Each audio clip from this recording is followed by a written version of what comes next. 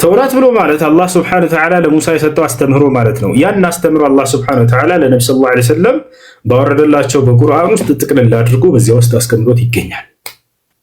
ኢንጂል ብሎ ማለት አላህ ስብሐነሁ ወተዓላ ለዒሳ የሰጠው አስተምህሮ ማለት ነው። ያ ለዒሳ የተሰጠው አስተምህሮ ዒሳ ያስተማረው አስተምህሮ ጥቅልል ብሎ በቁርአን ውስጥ ይገኛል። አሁን ዛሬ ላይ ዒሳ ምንድነው ያስተማረው ሲያስተምር የነበረው የሚለውን ብትፈልገው ቀጥታ ቁርአን ላይ ታገኘዋለህ። ለምሳሌ ካስተማረው መካከል እስኪ ንገረኝ ካልክ ቃለ ዒሳ ምን አለ? ወቃለ አልመሲሑ ያ በኒ እስራኤል አዕቡዱ ላህ ረቢ ወረበኩም፣ ክርስቶስም አለ እናንተ የእስራኤል ልጆች ሆይ የእኔንም የእናንተንም ጌታ የሆነውን አላህን በብቸኝነት ተገዙ አላቸው። ማንን ማምለክ እንዳለባቸው አስተማራቸው። እሺ በዚያ በአንዱ አምላክ ላይ አጋር አለው ወይ? ያጋራ ሰው ወዴት ነው የሚሄደው? ገነት ይገባል ገሃነም የሚለውንም በደንብ አስተማረ ክርስቶስ። ምን አለ? ኢነሁ መን ዩሽሪክ ቢላሂ ፈቀድ ሐረመ ላሁ ዐለይሂ አልጀነተ ወመእዋሁ ናር ወማ ሊዛሊሚነ ሚን አንሳር አለ። እነሆ በአላህ ላይ ሌላን አካል ያጋራ ሰው አለ ክርስቶስ እርሱ ላይ ገነት እርም ተደርጋበታለች። አላህ ገነት እርም አድርጎበታል። መቼም ገነትን አይገባም ማለት። በመጀመሪያ አንዱን አምላክ አላህን መገዛት እንዳለባቸው አስተማረ። ሁለተኛ ለእርሱ ቅንጣት አጋር እንደሌለው ለዚያ ለአንዱ አምላክ ተናገረ። ሶስተኛ በዚያ በአንዱ አምላክ ላይ ያጋራ ሰው ገነትን እንደማያገኝ አስተማረ። አራተኛ ወመእዋሁ ናር ብሎ ዘጋው። ነገር ግን በአላህ ላይ የሚያጋራ ሰው መመለሻው ገሃነመ እሳት ነው ብሎ ክርስቶስ አስተማረ። ያሰላ ምን እንዳስተማረ የክርስቶስን አስተምህሮ አላህ በሶስት መስመር ገለጸ። አይገርምም? ወላሂ ቁርአን ተአምራዊ መጽሐፍ ነው ስንል በምክንያት ነው። ያ ጀማዓ የአንድ ሰው ሙሉ የህይወት ታሪክ ምን አስተማረ፣ ምን ሰበከ፣ ምን ነበር እርሱ የሚለውን በሶስት መስመር ሊገልጽ ይችላል። አንድ ሰው የአንድ ሰው ህይወት ታሪክ ጻፉ ብትባሉ መጽሐፍ ልጽፍ ትችላለህ። አላህ ሱብሓነሁ ወተዓላ በሶስት መስመር የዒሳን ምንነቱን ምን እንዳስተማረ እንዳለ ሰዎች ወዴት እንደሚሄዱ በቀጣዩ ዓለም ስለሚያገኙ ጸጋ ስለሚያገኙ ቅጣት በሶስት መስመር ግልጽ አደረገው አላህ እና ወቃለ አልመሲህ ብሎ ይጀምራል። መጀመሪያ ክርስቶስም አለ ይላል። አንደኛ ዒሳ ክርስቶስ እንደሆነ ተናገረለት። ክርስቶስ ማለት መሲህ ማለት ነው፣ የተቀባ ነው። ገብታችኋል አይደል? የተቀባ ነው። እርሱ ለአይሁዳውያኖች ክደውት የነበረው ነው። አይሁዳውያኖች ክርስቶስነቱን መሲህነቱን ክደዋል።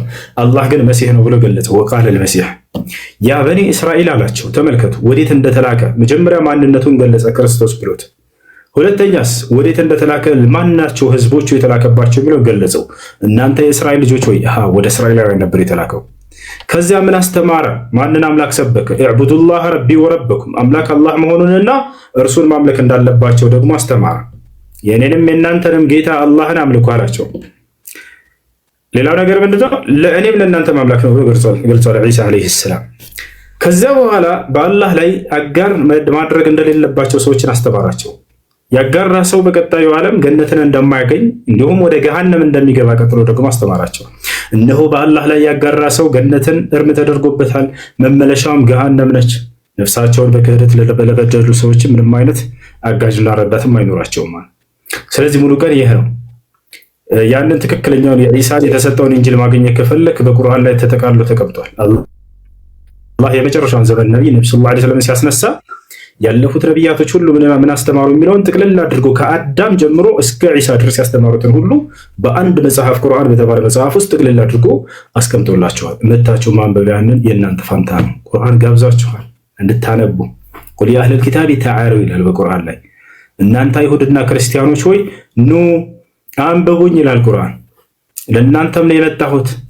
ክርስቶስ ምን እንዳስተማረ ማወቅ ከፈለጋችሁ፣ ሙሴ ምን እንዳስተማረ ማወቅ ከፈለጋችሁ፣ አብርሃም ምን አስተማረ ቢባል እንዳለ ቁርአን ላይ ተገኘ። ኢብራሂም ኢዝ ቃለ ሊቀውሚሂ እዕቡዱላህ ወተቁሁ ዛሊኩም ኸይሩን ለኩም ኢን ኩንቱም ተዕለሙን ይላል። ለምሳሌ አብርሃም አስተማሩ። አብርሃምም ለህዝቦቹ እንዲህ ባለ ጊዜ አስታውስ፣ ህዝቦቼ ሆይ አላህን በብቸኝነት ተገዙ፣ እርሱንም ብቻ ፍሩት፣ የምታውቁ እንደሆናችሁ ይህ ለእናንተ የተሻለ ነው አላቸው። ከዚያ አብርሃም ደግሞ ከአላህ ውጭ ሌላ አካሎችን ሁሉ እንዳወገዛቸው ጣዖት ብሎ እንደጠራቸው ይናገራል። ኢነማ ተዕቡዱነ ሚን ዱኒላሂ አውታናን አለ አብርሃም። እነዚያ ከአላህ ውጭ የምትገዟቸው ሁሉ ጣዖቶች ናቸው አለ። ወተኽልቁነ ኢፍካራ በራሳችሁ ቅጥፈትን ፈጥራችሁ ነው አላቸው። የሰው ፈጠራ ናቸው ከአላህ ውጭ የምታመልኳቸው ብሎ አብርሃም ተናገረ። እነ ለዚነ ተዕቡዱነ ሚን ዱኒላሂ ላ የምሊኩነ ለኩም ሪዝቀን አለቀጥሩ። እነዚያ ከአላህ ውጭ የምትገዟቸው ሲሳይን ሊለግሷቸውም ሆነ ሊነሷቸው አቅም የላቸውም አለ። ፈብተጉ ዒንደላሂ ሪዝቀ ወዕቡዱሁ ወሽኩሩ ለሁ ኢለይሂ ቱርጀዑን አለ። ሲሳይን ስትፈልጉ ከአላህ ብቻ ፈልጉ አላቸው። እርሱንም ብቻ ተገዙት፣ ስለዋለላችሁም ጸጋ እርሱን አመስግኑት፣ በምትሞቱም ጊዜ ወደ እርሱ ነው የምትመለሱት አላቸው ይላል። ኤልያስ ምን አስተማረ ብትል እንዳለ በቁርአን ላይ ተቀምጧል። ኤልሳ ምን አስተማረ? ሕዝቅኤል ምን አስተማረ? እንዳለ የነቢያቶች ትምህርት ሁሉ ደስ የሚለው ወጥ ሆኖ ታገኙታላችሁ። አንዱን አምላክ አላህን በብቸኝነት አምልኮ የሚል ቃል ነው የምታገኙት። በእርሱ ላይ ቅንጣት እንዳታጋሩ እያለው ያስጠነቅቁ ነበረ። ጥቅልል አድርጎ አላህ የሁሉንም ነቢያት አስተምሮ ሲገልጽልን ምን አለ? በሱረቱ ነሕል ላይ ወለቀድ በዐስና ፊ ኩሊ ኡመትን ረሱለን አን ያዕቡዱላህ ወጅተኒቡ ጣጉት ይላል። በእርግጥም ወደ እያንዳንዱ ማህበረሰብ ነቢያት ልኬያለሁኝ። እነዚያ ሲያስተምሩ ምን አሉ? አላህን በብቸኝነት ተገዙ፣ ጣዖታትን ምራቁ እያሉ ያስተምሩ ነበር ማለት ነው። ይሄን ይመስላል።